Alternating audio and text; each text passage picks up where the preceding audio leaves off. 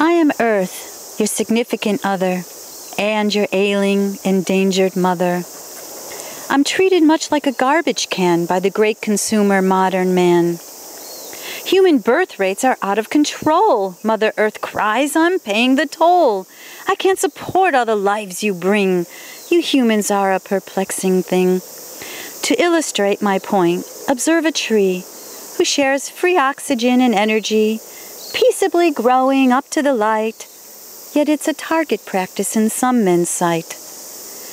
You breed cattle which erodes my topsoil. You kill for my depleted stores of oil.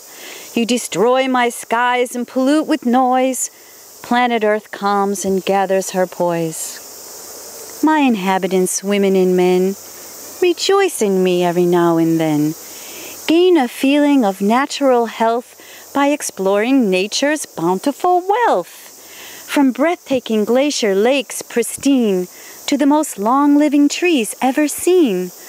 Climb my mountains to follow the light. Watch for moonbows adorning the night. Inhale my fragrant fields of wild flowers.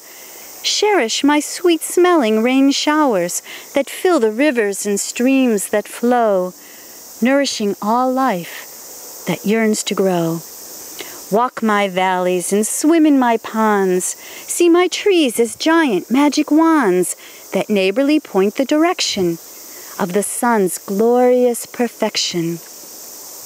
I sustain your life and the lives of all other, so I'm forced to be a threatening mother.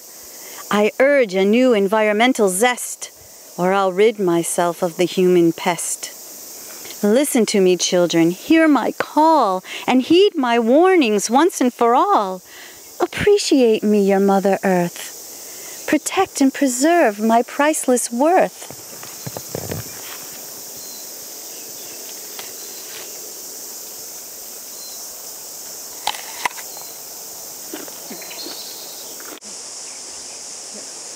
The title of this poem is also the title of my blog spot, A Truth Whose Time Has Come.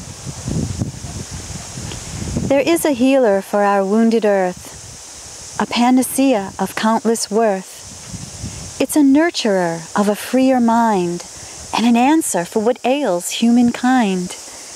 It helps the human spirit to soar. It enables us to love much more, bringing new hope for all, not just some. Veganism, a truth whose time has come. It's a benefactor of untold wealth, improving and promoting human health. We have no requirement for eating meat. Plant-based food is nutritionally complete. The harsh threat of mad cow disease would cease. Drinking milk meant for calves leaves us obese. Permanent weight control is supported when animal products are aborted. Our precious grain stores would then be fed to starving human beings instead, rather than funneled through creatures that we breed. We ignore our own environmental need. We cut hillsides of trees for cattle to graze, while factory farms pollute our waterways. And the methane that farmed animals pass aids global warming, being a greenhouse gas. Eating vegan tempers man's violent side. It's the antidote to war and crime worldwide. The vegan ideal's vastly unrecognized worth is a way to more gently walk this earth. It is time for the needless suffering to end. An animal's not food, but a sentient friend. We must open our eyes and our hearts to see that it's time to end animal husbandry. If animals spoke our language, animals speak to us in their own way. But if they spoke with words, what would they say? One thing I declare without any doubt, all creatures in cages would say, "Let me out."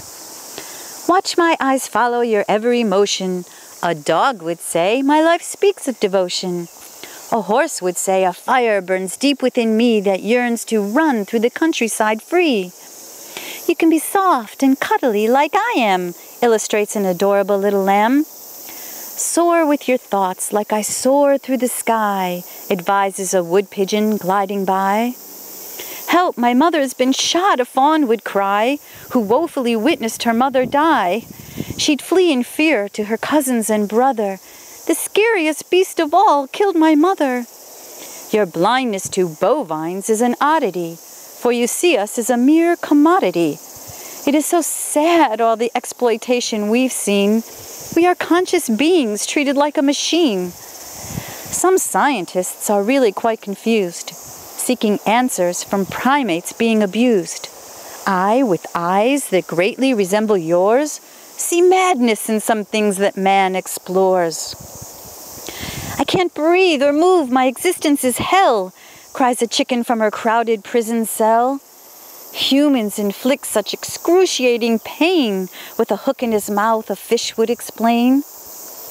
One way we can improve the human race is to respect those of a different face. We need to listen in a whole new way to what animals are trying to say. A quiet place where I can go.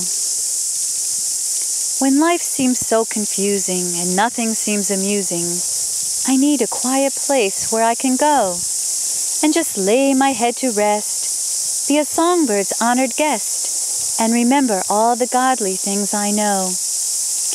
When protected by a tree with its arms stretched over me, my softness and my sweetness come alive. The soothing silence that surrounds and the birds' melodic sounds are things my heart and soul must have to thrive. In a captivating scene, with a view that's filled with green, where sun rays brighten everything in sight, there's a golden world around me, breaking free from any boundary. It's here my thoughts and spirit reach new height.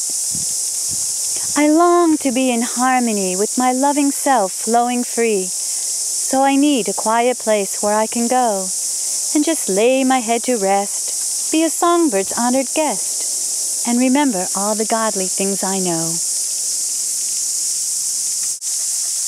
The Animal's Saint. If God would grant me a day and a role that I could play without pause or a complaint, I'd be the animal saint. Many species would abound whenever I'd be around. They'd understand what I say in their telepathic way. A language unlike human words is understood by deer and birds. By feeling my heartfelt plea, fan-tailed doves would land on me. Wild rabbits would lose their fear, for I would always have them near. Paws and hands would intertwine, paws of theirs and hands of mine. I would learn to glide and fly from a monarch butterfly. With their innocence I'd live, I'd be more inspired to give. As a saint, what I would do is free creatures in a zoo. From their barred cages and pens, I would free imprisoned hens, mammals, fishes, birds and all, freed from their restraining stall. I would hold the magic key that would let them all be free.